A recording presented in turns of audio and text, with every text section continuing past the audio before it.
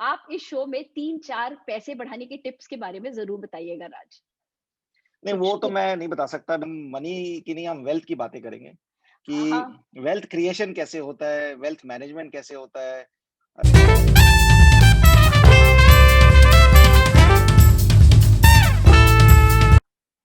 Happy new year दोस्तों। नव वर्ष की पहली बातचीत में आपका स्वागत है। आज हम मनी के बारे में बात करेंगे राजकुमार सिंघल से, जो एक इन्वेस्टमेंट बैंकर हैं।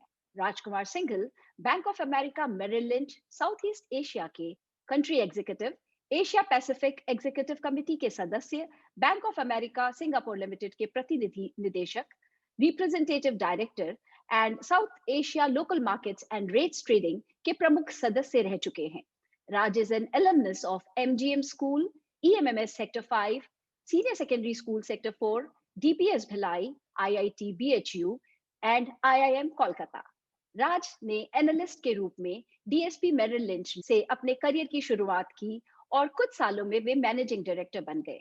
And then he became head of local currency trading for India and south east Asia. Rajkumar Bharat और दक्षिण पूर्व एशिया के लिए स्थानीय मुद्रा व्यापार के प्रमुख रह चुके हैं। उन्होंने South east Asia emerging market trading desk का निर्माण किया है। उनकी टीम ने overall Asia and global emerging market businesses में महत्वपूर्ण योगदान दिया है। And then as a country executive South east Asia and head of local currency trading for India and Southeast Asia, he was responsible for overall governance of Southeast Asia region. एक देश के कार्यकारी के रूप में दक्षिण पूर्व एशिया और भारत के लिए स्थानीय मुद्रा व्यापार के प्रमुख वह साउथ ईस्ट एशिया क्षेत्र के समग्र शासन के लिए जिम्मेदार रहे हैं। Rajkumar APAC diversity and inclusion council विविधता और समावेश परिषद के सदस्य समिति में FICC fixed income clearing corporation का प्रतिनिधित्व कर चुके हैं। उन्होंने इंटर्न हायरिंग प्रोग्राम के पुनर्गठन जैसी काफी पहल की है। वे एनुअल विमेन्स लीडरशिप कॉन्फ्रेंस की पैनल में हिस्सा लेते आए हैं।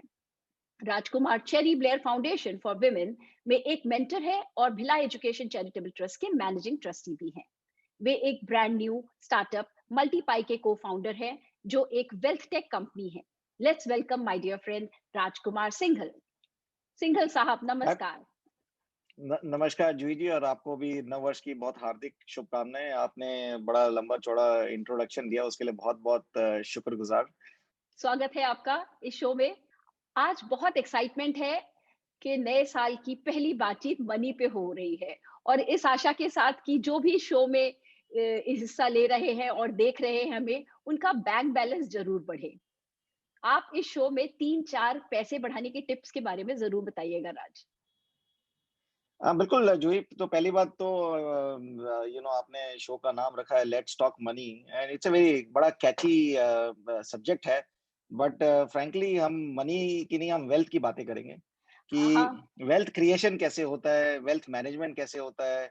क्या होता है कि इंसान का मनी के साथ बड़ा अजीब रिलेशनशिप है। People are not comfortable either with it और without it. People have to actually become very comfortable either with the money और विदाउट द मनी। तो ये एक बड़ी अजीब चीज है कि आदमी को सीखना चाहिए। लोग सीखते नहीं है, लोग इसके बारे में समय नहीं बिताते हैं। तो I am happy to share my thoughts and my experience about it. Sure. तो सबसे पहले हम क्योंकि भिलाई से नाता रखते हैं, तो पहला सवाल हम भिलाई के बारे में थोड़ा सा डिस्कस करते हैं। आपकी परवरिश एक जॉइंट फैमिली में हुई है भिलाई में, तो कोई सुनहरी या मजेदार याद शेयर करना चाहेंगे आप? ये भिलाई जन्मभूमि है और मैं वहाँ पे पला बड़ा हूँ, और मैं अभी भी बिल्कुल पूरी तरह से जुड़ा हुआ हूँ भिलाई से। मैं आज भी भिलाई करीब साल में 4-5 बार ज़रूर जाता हूँ। तो मेरा पूरा परिवार, मेरी माँ और मेरे भाई, ब्रदर्स, उनके बच्चे सब वहीं पे हैं।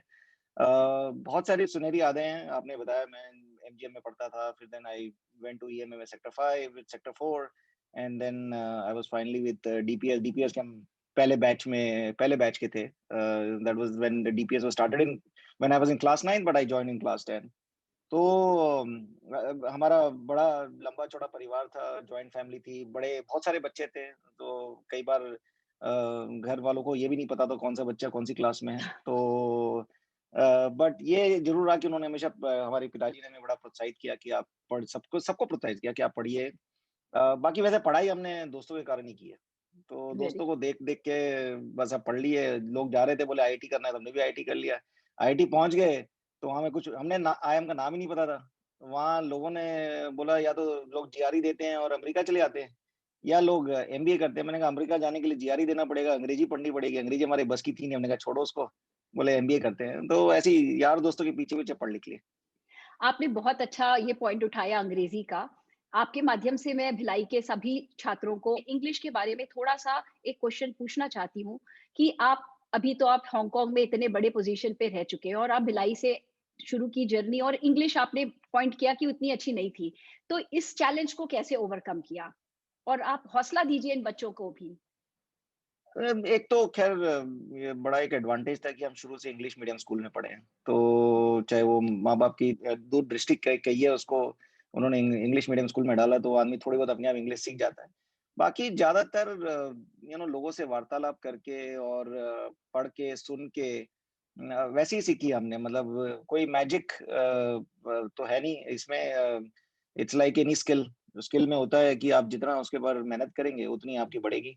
तो मेरा कहना ये है कि मैंने बहुत लोगों को देखा है, इवन आईआईटी में भी देखा है, कई-कई दूर-दराज से लोग आते थे जिनको इंग्लिश का ई भी नहीं आता था और वो आज बड़ी-बड़ी पोज़ीशन पे हैं। तो भाषा आपके जीवन में रुकावट नहीं बनती है कभी भी, लेकिन भाषा एक वेपन है, इसको इस्तेमाल ज़रूर करना चाहिए। हम लोग हमारी मेरी सबसे बड़ी रियलाइज़ेशन थी हम जब इंडिया से बाहर निकले 2012 में। तो हमें लगता था हमारे बच्चे तो यार इंडिया से हैं, बड़े अच्छे पढ़ते हैं, यहाँ आके देखा बड़ी बोला ऐसा नहीं है, बड़े अच्छे बच्चे हैं। आई थिंक एक बड़ी प्रॉब्लम है एंड हम लोग उसको सॉल्व करने की कोशिश भी कर रहे हैं अपने बैक के थ्रू कि लैंग्वेज पे इतना फोकस नहीं दिया जाता हमारे देश में। हमारे देश में आप साइंस पढ़ाइए, आप लॉ पढ़िए, ये पढ़िए, लेकिन लैंग्वेज सबसे इम्पोर्टेंट चीज़ है। आज जब हम आप दूसरे से एक-दूसरे से बात कर पा रहे हैं और एक बात कर रहे हैं, एक-दूसरे को समझा पा रहे हैं शब्दों में, भाषा का बड़ा एक उसमें एक योगदान है उसमें, चाहे आप हिंदी पढ़िए, चाहे इंग्लिश पढ़िए। लैंग्वेज पे फोकस होना बहुत ज़रूरी है और उसके लिए बेस्ट तो है कि आप रीडिंग करिए। I hope people who are listening to this will listen कि please read as many books as possible. Correct. आज आपसे हमें उम्मीद ये है कि हम सरल भाषा में कॉम्प्लेक्सिटी ऑफ इन्वेस्टमेंट बैंकिंग और सम बैंकिंग रिलेटेड jargons को समझेंगे। तो Raj ji, what does an investment banker do? एक निवेश बैंकर एक नॉर्मल बैंकर से क्या अलग करता है, ये आप हमें समझाएं। तो ये प्लेन शब्दों में इन्वेस्टमेंट बैंकर जो है वो कैपिटल मार्केट से डील करता है, पूंजी बाजार जिसको बोलते हैं। वो कैपिटल मार्केट से रिलेटेड कोई भी चीज़ हो, चाहे कंपनी को अपना आईपीओ लाना हो, चाहे कंपनी को अपना मर्जर एंड एक्विजिशन करना हो, चाहे लोगों को अपना पैसा मैनेज करना हो, पेंशन फंड्स को अपना पैसे मैनेज करना हो। तो ये जितने भी financial market, capital market related activity है, वो सारा इन्वेस्टमेंट बैंकिंग के अंदर आता है। एकदम हार्डकोर अगर इन्वेस्टमेंट बैंकिंग को हम बात करें, तो वो actually that is more related to कि एम-एन-ए, आईपीओ उसके लिए ज़्यादा यूज़ होता है।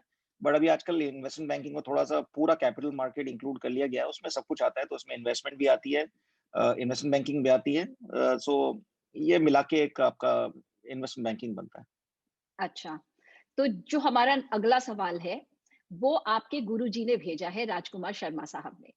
कैन यू गिव अ अच्छा। Simplified description of your job profile? सरल भाषा में समझाएं कि आपने बीएएमएल में किया क्या?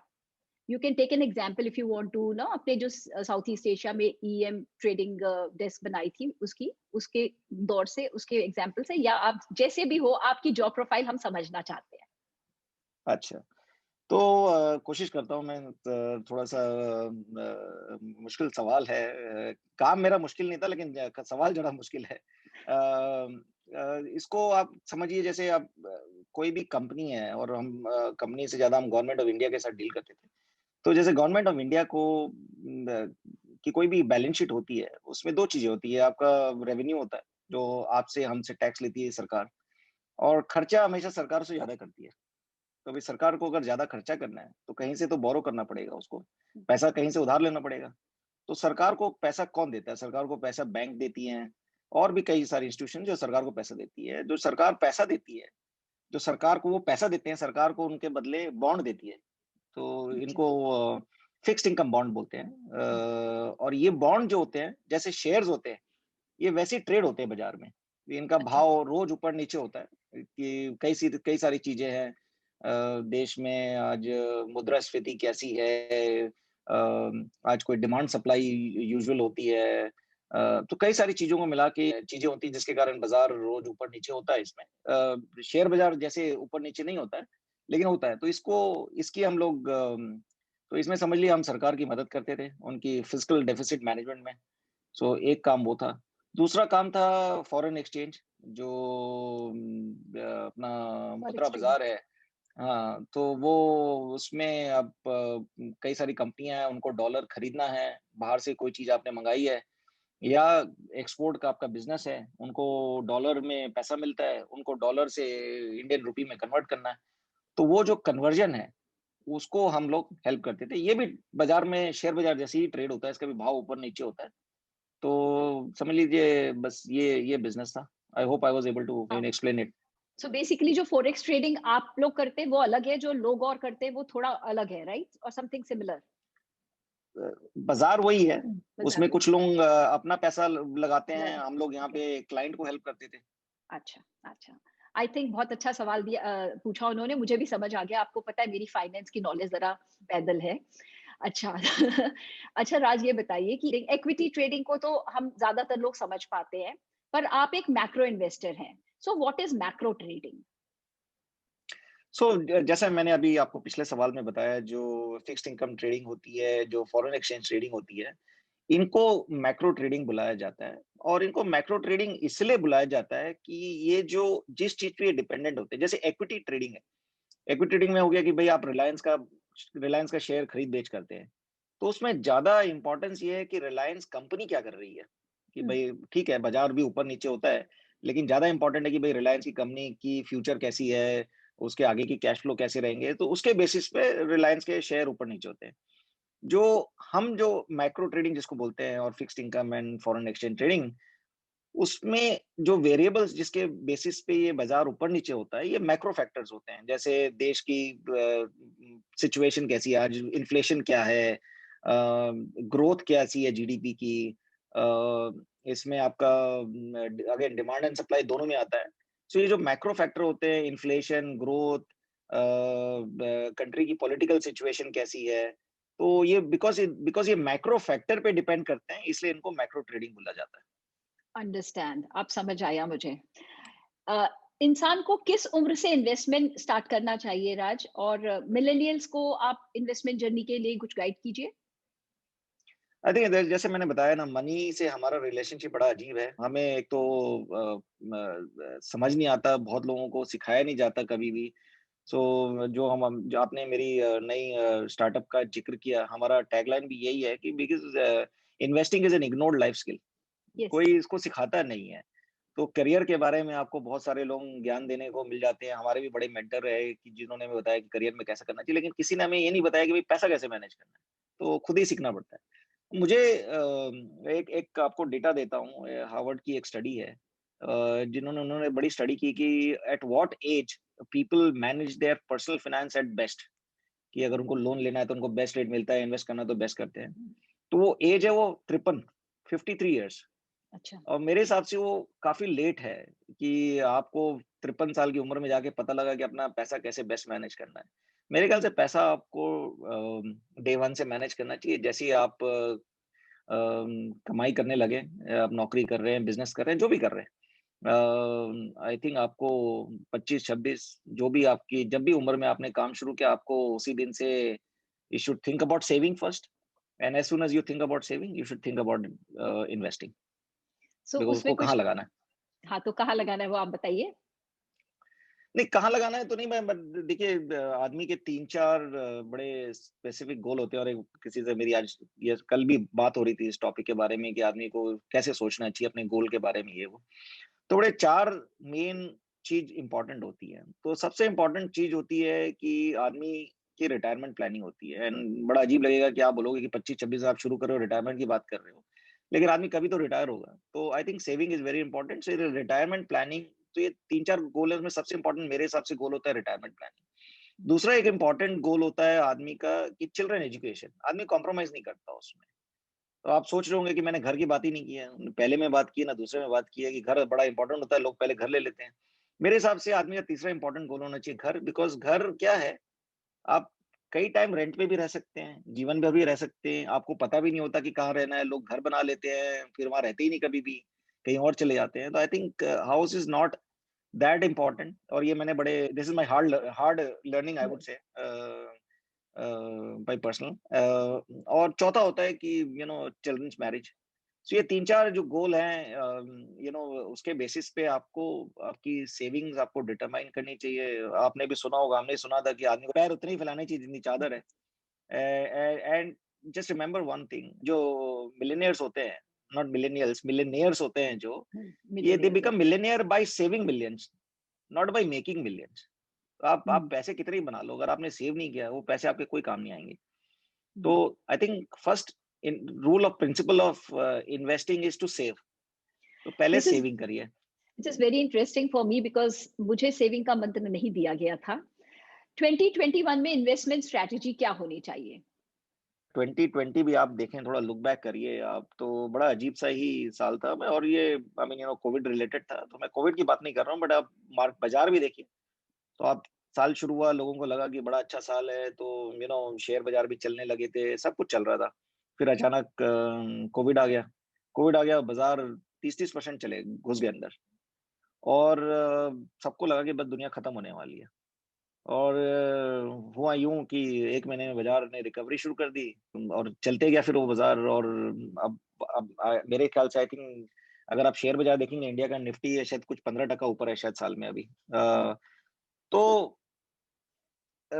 मैं काफ़ी पॉज़िटिव हूँ अगले साल के लिए। मेरे हिसाब से आई थिंक मैं ओवरऑल इमर्जिंग मार्केट के लिए बहुत पॉज़िटिव हूँ, और India is one of the big emerging market. तो मुझे लगता है कि इंडिया का शेयर बाज़ार और चलेगा।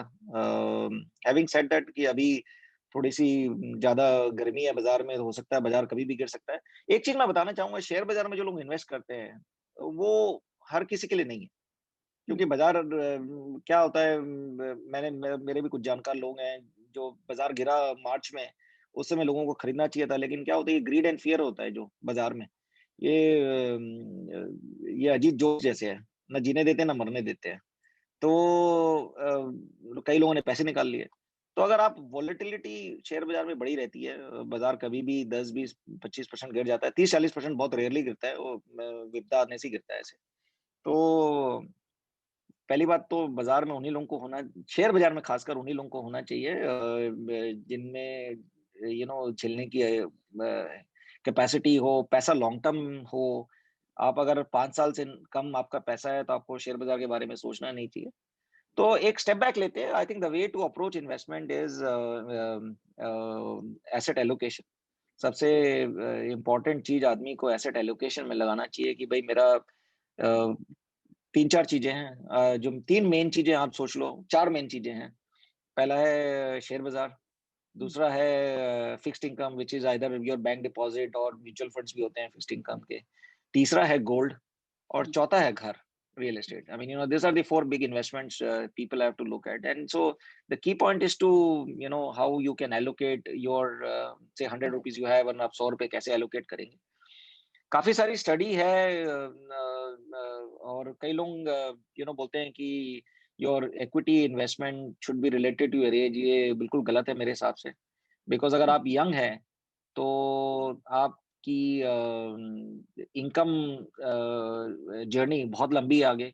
अगर आप 25 के हैं, तो आप कम से कम समझ लिए 55-60 साल तक भी अगर आप कमा रहे हैं, तो ब बड़े लंबे आप कमाएँगे, तो आपके पैसे आते रहेंगे। करेक्ट। और अगर आप 55-60 के हैं, तो आपकी वेल्थ बहुत है।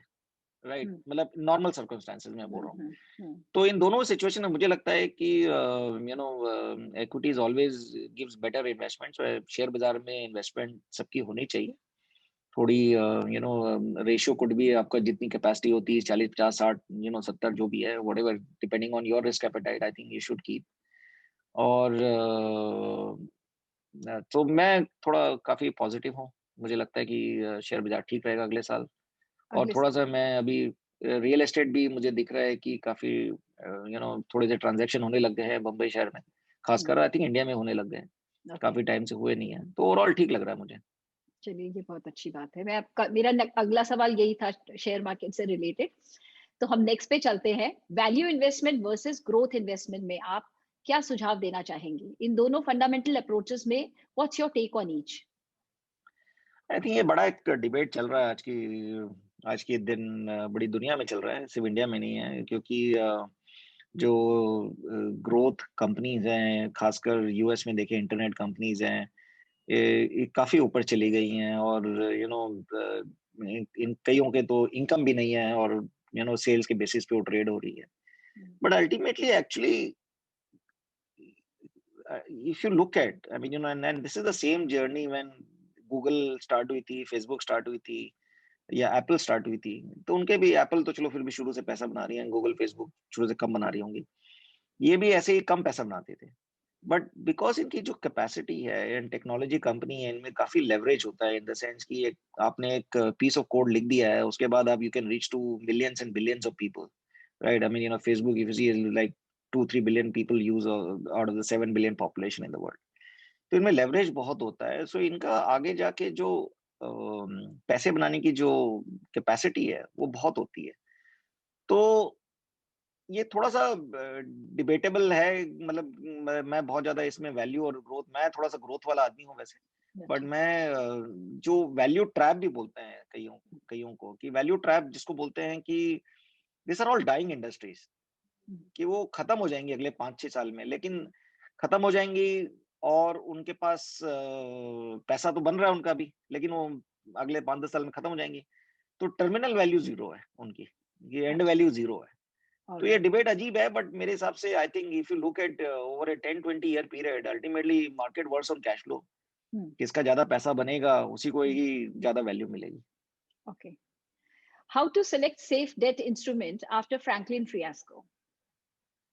हाँ, ये अच्छा सवाल पूछा है और थोड़ा-सा मेरे करियर से रिलेटेड भी है बिकॉज़ मैंने अपनी पूरी ज़िंदगी फिक्स्ड इनकम मार्केट में बिताई है। अच्छा। तो ये मैंने बड़े नज़दीकी से देखा हुआ है। I will tell you in simple word कि क्या प्रॉब्लम थी टेम्पलेटन में।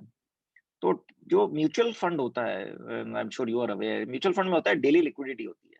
हुँ, आपने आज पैसा डाला, आप कल पैसा निकाल लीजिए। ये 1-2 अलग फंड भी होते हैं, इसको फिक्स्ड मैच्योरिटी प्लान भी बोलते हैं, जिसके लिए आप 3 साल के लिए पैसा डालते हो, बट उसको एक बार छोड़ देते हैं। हुँ, लेट्स टॉक अबाउट न नॉर्मल म्यूचुअल फंड जिसमें हुँ, कि डेली लिक्विडिटी होती है। हुँ, तो जो लिक्विडिटी जो आपने मैंने म्यूचुअल फंड को पैसा दिया मैनेज करने के लिए। हुँ, अब म्यूचुअल फंड उसको जाके कहीं न कहीं इन्वेस्ट करता है, एसेट मैनेजर कहीं न कहीं जाके उसको इन्वेस्ट करता है। They are custodian of that money and they invest that money. तो आप देखेंगे जो म्यूचुअल फंड की बैलेंस शीट में जो मैंने पैसा दिया है वो लायबिलिटी के फॉर्म में रहता है और then they um, create asset with that. वो जाके उसको they will buy some bonds. Usually they buy some bonds of company और गवर्नमेंट ऑफ इंडिया और whatever. Those are liquid I would say and because mutual fund हमें facility देता है कि हम कभी भी पैसा निकाल सकते हैं। हुँ, तो जूही शुक्ला ने आज पैसा डाला और 2 दिन बाद उन्हें पैसे की ज़रूरत है, आपने निकाला तो वो क्या करेंगे? वो अपना बॉन्ड बेच देंगे और आपको पैसा लौटा देंगे। हुँ, भाई टेम्पल्टन में जो प्रॉब्लम क्या थी कि टेम्पल्टन ने पैसा आपसे लिया और आपने तो सोच के दिया कि मैं कभी भी निकाल सकती हूँ। उन्होंने जाके कंपनी उसको कम स्ट्रक्चर्ड फाइनेंसिंग बोलते हैं। हुँ, वो ऐसी चीज़ में पैसा डाला जो डबल लिक्विड ही नहीं नहीं कुछ है। हाँ, कुछ वो तो रेटिंग है, वो जो हाँ, भी वो आप रेटिंग की बात कर रहे हैं, वो रेटिंग से मैं आगे की बात कर रहा हूँ। हुँ, रेटिंग तो एक चीज़ अलग है। वो उन्होंने उन्होंने क्या किया प्रमोटर फंडिंग कर दी। मान लो कि ओह! प्रमोटर के शेयर के सामने एक स्ट्रक्चर्ड फाइनेंस डील बनाई और उसमें वो एक एसपीवी बनाया, उसमें पैसा डाला और ओके, प्रमोटर ने अपने शेयर डाले, तो पैसा हो सकता है सिक्योर है आपका। लेकिन आज मुझे पैसा चाहिए तो पैसा मैं नहीं निकाल सकता बिकॉज़ प्रमोटर कहाँ से पैसा देगा? तो आप शेयर बेचिए उसका। हुँ, तो प्रॉब्लम एसेट लायबिलिटी मिसमैनेजमेंट की है कि भाई लायबिलिटी आप उनकी बड़ी शॉर्ट डेटेड थी। एसेट उन्होंने लॉन्ग डेटेड बना लिए हैं। तो एसेट लायबिलिटी मिसमैनेज होगी। उसमें कई सारे अभी बीच में लास्ट 4-5 साल में काफ़ी क्रेडिट डिफ़ॉल्ट हुए हैं इंडिया में। हुँ, कुछ डिफ़ॉल्ट भी हुए उनमें से। तो उसके कारण लोगों ने अपना पैसा निकालना चाहा। जैसे ही हुँ, पैसा निकालना चाहा, उनके पास जो जो उनके एसेट है वो बिक नहीं सकते हैं, तो वो हुँ, प्रॉब्लम हो गई उनकी। तो आई थिंक आई थिंक वो एक हम्म, मिसमैनेज्ड प्रोडक्ट था, आई वुड से। हम्म, मेरे हिसाब से वो प्रोडक्ट ही गलत था। तो उसकी प्रॉब्लम ये थी। अदरवाइज फिक्स्ड इनकम में I mean you rating, as you आपने मेंशन किया, double A triple A, this is a good way to look at select the things. Company. Okay. हाँ, सिलेक्टेड कंपनीज में है, पीएसयू के bonds हैं, अच्छी कंपनियों के बॉन्ड्स हैं, जो जो म्यूचुअल फंड उनमें डालता है, उनको आप चूज कर सकते हैं। और बहुत सारे ऐसे म्यूचुअल फंड्स हैं। ओके। और बाय द ऑलराइट। वे आप देखेंगे पिछले 3-4, खासकर 3 साल में fixed income actually has given better return than equity market in India. Because क्या हम्म, हो गया कि रेट्स, जो इंटरेस्ट रेट होते हैं, इंटरेस्ट रेट आज की डेट में 4% रिपो रेट है हमारा। हम्म, ये समझ लिए 2 साल पहले, करीब 2-3 साल पहले 6 रहा होगा, या हम्म, 6 के ऊपर रहा होगा। ये जब रेट गिरते हैं तो आपका जो बॉन्ड होता है उसके भाव ऊपर जाते हैं। हम्म, तो जब भाव ऊपर जाते हैं तो आपका कैपिटल गेन्स होता है उसमें। हम्म। तो इसलिए fixed income funds have actually done very well. So fixed income is a very important asset class to look at. All right. That's very nice.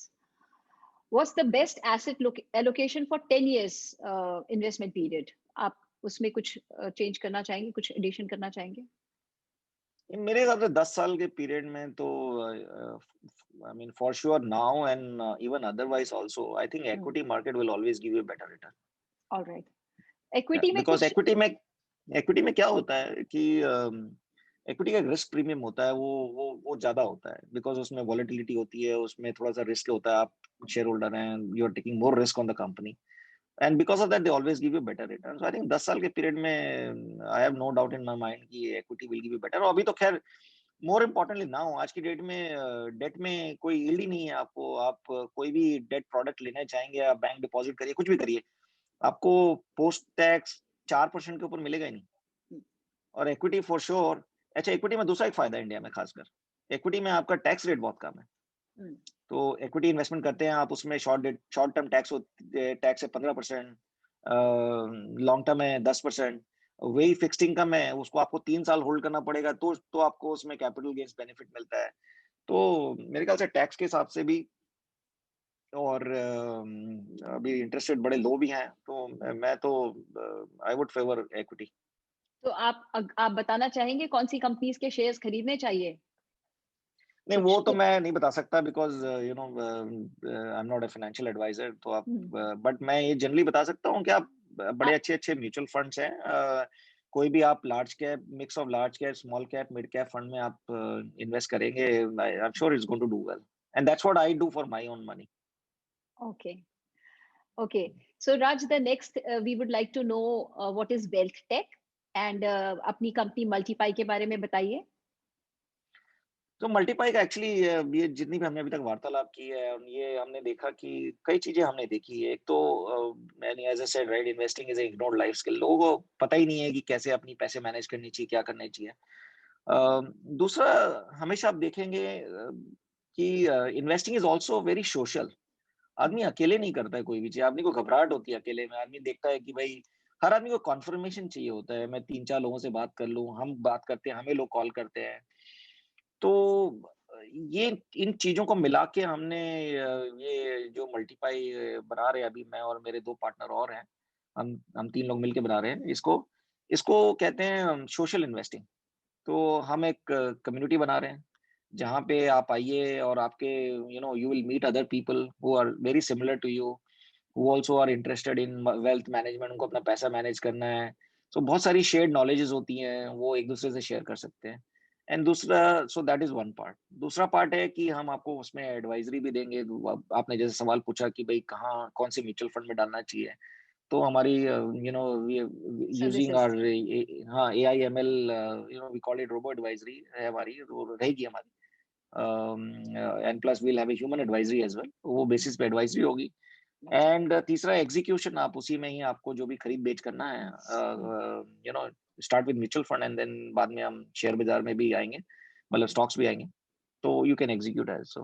तो basically it's a place where actually whatever you want to know, whatever you want to do, whatever you want to understand, we call it come learn share collaborate। आप आइए, हम्म, सीखिए और सिखाइए लोगों बढ़िया, sounds like party. को। Tell us about your latest podcast series, Bonds of Stocks, Boss. Actually उसको हमने चेंज करके उसको अच्छा। कर दिया ब्रेकिंग इन्वेस्टमेंट स्टीरियोटाइप्स। सो बहुत सारी बहुत सारी मन में हमारे अजीब अजीब चीजें हमने मन में बना रखी है इन्वेस्टमेंट रिलेटेड। सबसे इम्पोर्टेंट होता है कि भाई इक्विटी मार्केट तो बड़ा रिस्की है, उसमें कभी पैसा बनता ही नहीं है, लोगों का बड़ा खराब एक्सपीरियंस रहा होगा। People are always worried about short term, whereas investment is all about long term. Compounding का लोगों को समझ नहीं होती है। कहते हैं compound interest rate is the 8th wonder of the world. आपको मैं कुछ नंबर देता हूँ। आपके 1,000 रुपए अगर आप 8% एनुअली के हिसाब से आप अगर उसको कहीं चीज में लगाएंगे तो करीब वो 4,300 रुपए बनते हैं 20 साल में। 1,000 के 4,300 रुपए। और यही अगर आप 10% कर देंगे, इसको 2% ऊपर 10% कर देंगे, आपको लगेगा 2% क्या है, कोई खास बात नहीं है। यही चीज आपके 6,500 रुपए हो जाती है। ये तो इतना फर्क पड़ता है कंपाउंडिंग से। तो आई थिंक जो चीजों को people, lot of people have think about कि टाइमिंग इन द इन्वेस्टमेंट। हम कहते हैं कि it's not about timing the investment, it's about time in the investment. आप कितना समय बिता रहे हैं इन्वेस्टमेंट में, रादर देन आप टाइम कर रहे हैं। बहुत सारी स्टडी है, आप ऊपर हाई लो खरीद रहे हैं, कुछ फर्क नहीं पड़ता है। Basically how long you hold an investment will always, good investment will always give you good return. So कई सारी स्टीरियोटाइप्स इमेज हैं। जैसे हम भिलाई वालों की कोई स्टीरियोटाइप इमेज होगी, उसी तरह की हम तोड़ने की कोशिश करते हैं इस पॉडकास्ट में। अभी तक इसके 2 एपिसोड हुए और जनवरी से जरा और इसमें यू विल सी मोर। अच्छा सर, आज एक डिफरेंट तरह का सवाल, आपके इन्वेस्टमेंट बैंकिंग से काफी दूर। जब जीवन में दुख बढ़ जाता है या प्रेम हो जाता है या अत्यधिक धन दौलत आ जाती है, तब जीवन में अध्यात्म की एंट्री होती है, स्पिरिचुअल अवेकनिंग की। आपके साथ ऐसा क्या हुआ कि आपका रुझान इस तरफ बढ़ा? नहीं, मेरा एक्चुअली मेरा रुझान इन सब से पहले से ही था। अच्छा। तो हाँ कब से था? ना, कब से स्पिरिचुअल हैं आप?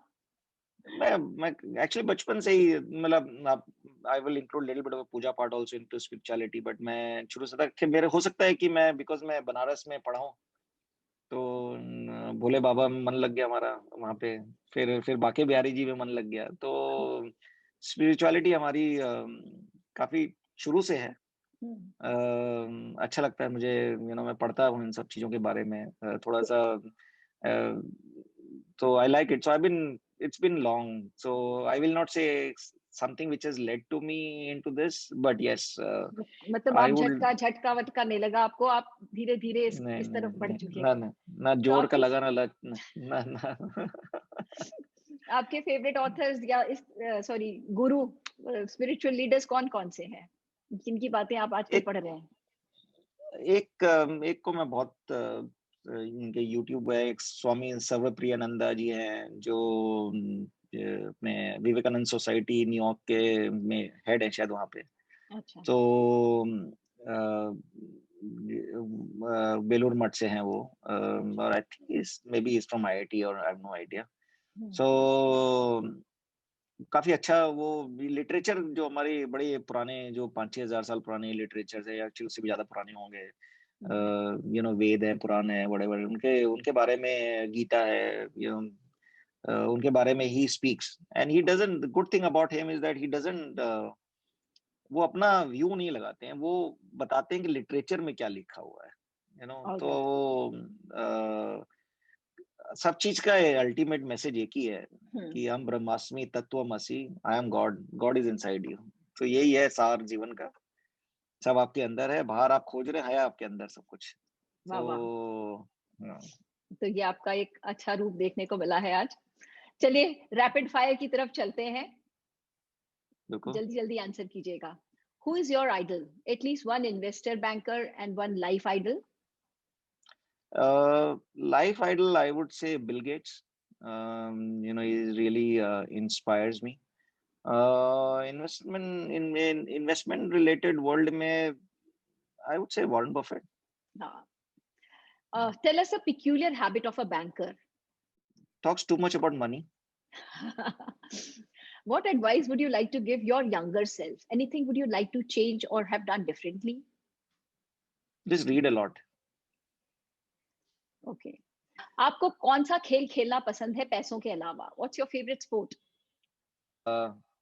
आई वॉच क्रिकेट। सो मैंने अभी बड़े दिनों बाद पिछले पूरे 3 दिन बैठ के पूरा टेस्ट मैच देखा, जो अभी हाँ। हम हाल फिलहाल में जीते हैं। तो बड़ा देखा मैंने, अच्छा लगा। I like good. क्रिकेट, सो या watching cricket. Which song describes your life best? कोई गाना या तो लाइफ का बता दीजिए या जो यहाँ ज़हन में आ रहा हो, जो आप यार गाने गुनगुनाते तो हो। मुझे थोड़े से सैड सॉन्ग ज्यादा अच्छे लगते हैं, which doesn't describe my life, so Okay, I so leave it so there. no problem. Forget about that. Tell us what is the song in your mind right now? One of my favourite song is तेरे बिना जिंदगी से शिकवा नहीं, from आंधी। That's my all time favourite song. Okay. एक बात बताइए राज, आपने कितनी शादियां करवाई हैं? शादियां मैं You are good कराई in तो मैंने matchmaking. करवाई हैं। थोड़ा मैं अपने जीवन में मैच्योर जल्दी हो गया था मैं। तो प्लस जैसे आपने मैं हम 7 भाई-बहन हैं, मैं सबसे छोटा हूँ। तो मेरी भतीजियाँ मेरी उम्र की हैं, तो उनकी शादियाँ में काफ़ी मेरा इन्वॉल्वमेंट रहा है। तो ठीक है, थोड़ा अपना नेटवर्क यूज़ करके कर ओके। लो। आपने नंबर नहीं अब बताया वो बट मुझे ये गाली देते होंगे आज की डेट में, अलग बात है। नहीं, वो उससे हमें क्या लेना देना, रिजल्ट ओरिएंटेड होना नहीं चाहिए। Share one advantage and disadvantage of working for only one organization. I think, see, depends on how you're doing actually. If you are working in one organization because you are stuck, that's a disadvantage, because आपकी career कहीं नहीं जा रही है। आपको आपको जीवन में हर आदमी को पता होना चाहिए स्टॉप लॉस कब करना है, कि भाई ये चल नहीं रहा है, ये चल नहीं रहा। तो मैं अपने कई मेरे टीम में लोग होते थे, मैं उनको बोलता था यार देखो तुम, मैं हमेशा सबको सही फीडबैक देता था कि तुम कैसा कर रहे हो, ये कर रहे हो। तो कुछ एक जन ठीक नहीं कर रहे थे, मैंने उनको बताया कि देखो तुम ठीक नहीं कर रहे हो, और ये तुम्हारे लिए भी ठीक नहीं है, हमारे लिए तो ठीक है ही नहीं, तुम्हारे लिए भी ठीक नहीं है कि तुम ठीक नहीं कर रहे हो, बिकॉज तुम यंग हो सकता है तुम्हारा कुछ और कॉलिंग हो, तुम कुछ और बढ़िया काम कर सकते हो, कहीं और देखो उसको, या तो इसको ठीक कर लो। नहीं तो यार टाइम वेस्ट खुद का भी मत करो, because that is not good for you. I think if you are stuck because you don't know what else to do, that's a problem.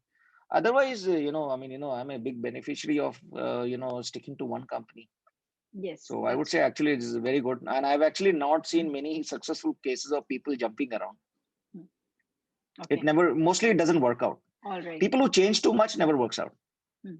Okay okay Hmm. Okay. Professions do create mindsets, pardon me, but क्या एक banker हर समय profit loss सोचता है? दोस्ती में भी? दोस्ती में तो शायद नहीं सोचता होगा, पता नहीं यार, मैं नहीं सोचता तो मुझे पता नहीं। और मुझे मुझे मेरे, और at least I am not surrounded with such people. But हाँ। बैंकर जरूर पैसे के बारे में ज्यादा सोचता है, उसमें कोई दो मत नहीं है, because is always about money. But I think that will be extreme way of thinking, कि शायद दोस्ती में भी ऐसा होता होगा, मुझे नहीं लगता। It's not that you will act on it, but thoughts आते हैं क्या ऐसे अंदर दिमाग में चलता है कि नहीं ओके? आई एम नहीं not saying that you act on it, but mindset में। actually I would say, because as a banker you probably deal in large money for bank and for client. um, थोड़ी सी money की value कम हो जाती है। Oh, that's very interesting to know. Hmm, hmm, hmm. Luck और hard work, what pays bigger dividends in life? और in fact the Looks question is how much is the ratio, like percentage में luck और hard work का कितना ratio है life में result लेने पे? actually बड़ा इंटरेस्टिंग। कल ही मैं एक I was listening to one somebody, and big guy called Michael Mopushin, and चाहिए तो आपके लिए सुनने वालों के लिए हम एक लिंक डाल सकते हैं इसमें। या उसके हिसाब से कि actually luck is playing a lot more bigger role than earlier. एक सिंपल चीज उसने एग्जांपल दी है कि मैराथन जो होती है, ओलंपिक्स मैराथन में जो नंबर 1 है और जो नंबर 20th है, आज से करीब 40 साल पहले the difference between number 1 and number 20th in a marathon, in Olympic marathon, used to be 39 minutes. Wow. 40 minute का डिफरेंस होता था, कि आदमी पहला वाला जाके खा पी के नहा धो के अपना बैठा है, तब तक दूसरा दौड़ ही रहा है बेचारा। आज की डेट में ये जो डिफरेंस है, ये सिर्फ 6 मिनट रह गया है। तो इसका मतलब ये है कि जो स्किल लेवल है बहुत क्राउडेड हो गई है। तो when skill becomes very crowded, चाहे हर आदमी सीख रहा है एक दूसरे को देखकर, यानी luck is playing lot more bigger role. Because जो पहले और तीसरे के डिफरेंस में 1 मिनट का भी नहीं है। 42 किलोमीटर दौड़ रहा आदमी, 2 घंटे दौड़ रहा है। उस 2 घंटे में the difference between the number 1 and number 3 है, हर आदमी सिर्फ नंबर 1 को जानता है, नंबर 3 को नहीं जानता। 1 मिनट का फर्क है। तो ये यानी कि नैरो होता जा रहा है। ये नैरो होते जा रहा है। तो इसका मतलब ये है कि जो luck is becoming a bigger factor. But having said that, there are many ways to improve your luck, and hard work is one of them. With hard work, you can actually improve your luck. That finishes the rapid fire round, and it was such a pleasure talking to you, Raj. I hope the listeners get advantage of this. Thanks, viewers, for watching us, and do write in to us and send us your messages. किसको आप देखना चाहते हैं series में? राज, आप अपना message दे दीजिए। No, thank you, real Juhi Shukla जी, आपका बहुत बहुत धन्यवाद। आपने मुझे मौका दिया आने का और अपनी बातें बताने का। It was very great pleasure talking to you. I really enjoyed it. Hope the viewers enjoyed a lot. And I'm more than happy to help people understand about investing, so they can reach out to me on either on my email, on my Twitter handle, kahin bhi, wherever they want to reach out to me. So Sure. I'm looking forward to that. So we'll share your Twitter handle here in this post. And thanks a lot for watching. Thanks, Raj. Thank you. Bye.